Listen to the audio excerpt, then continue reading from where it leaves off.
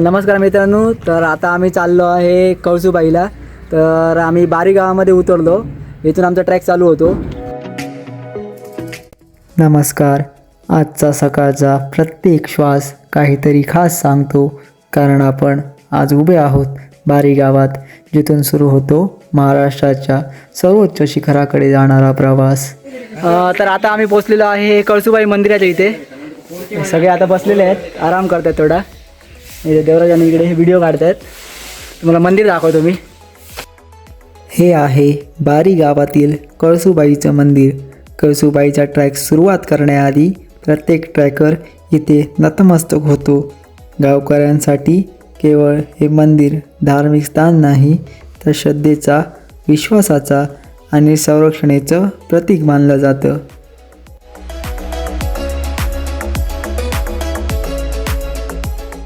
महाराष्ट्राच्या सह्याद्री पर्वतरांगात उभं असलेलं एक असामान्य, पवित्र आणि सामर्थ्यशील शिखर म्हणजे कळसूबाई. समुद्रपट्टीपासून सुमारे 1646 मीटर उंचीवर असलेली कळसूबाई हे महाराष्ट्रातील सर्वोच्च शिखर म्हणून ओळखले जाते. पण कळसूबाई हे केवळ उंचीपुरती मर्यादित नाही, तर ती श्रद्धा, इतिहास आणि लोककथेने समृद्ध अशी जागा आहे. कळसूबाई येथे पोहोचलेलो आहे. तर फायनली आम्ही आता कळसूबाईच्या टॉपला पोहोचलेलो आहे. तुम्हाला आता टेंटमधलं थोडं दाखवतो. काय काय टेंट आम्ही टेंट बांधलेलं आहे इथे. तर टेंटमधलं तुम्हाला दाखवतो. आता आकाश आणि आतमध्ये आहे भावेश माझ्यासोबत. इकडे आम्ही आग पण घातलेली आहे. शेकोटी थंडी जाम असते. आणि हा आमचा आलेला आहे तिसरा मित्र. हे दाखवतो तुम्हाला मी. आकाश आहे इथे आतमध्ये. हा नमस्कार. हा टेंट आहे आमचा टेंट. हा आता दाखव.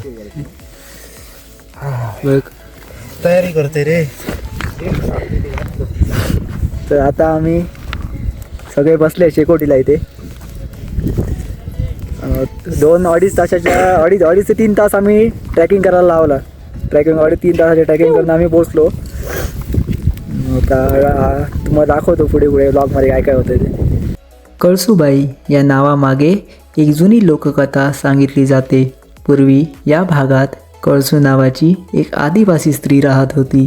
ती साधी, कष्टाळू आणि सर्वांना मदत करणारी होती. गावकरी तिला खूप मानायचे. काही कारणांमुळे कळसूबाई गाव सोडून या डोंगरांकडे गेली.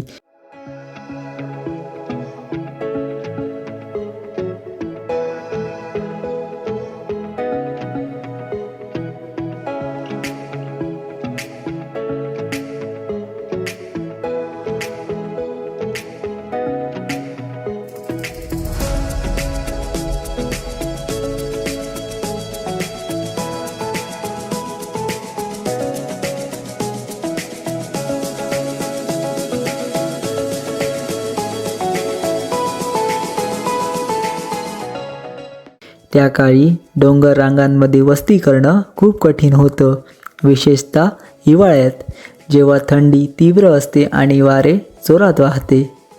लोककथेनुसार या डोंगरांवरच कळसूबाईचं निधन झालं.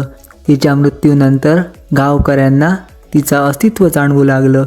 लोकांचा असा विश्वास होता की कळसूबाई पुढे देवीच्या रूपात या भागाचं संरक्षण करायची. या श्रद्धेतूनच शिखरावर तिच्या स्मरणार्थ एक लहानसं मंदिर बांधलं आहे.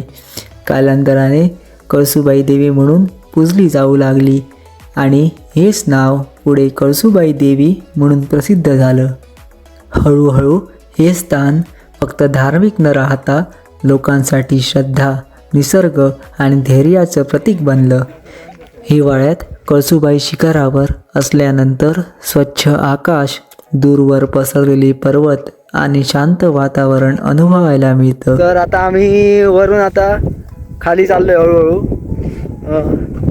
वर गेलो होतो सनराईज बघायला, तर आता हळूहळू खाली चाललो.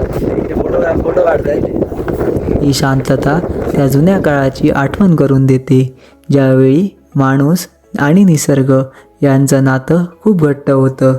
आजही स्थानिक आदिवासी समाजाचा असा विश्वास आहे की कळसूबाई देवी या संपूर्ण परिसराचं संरक्षण करते.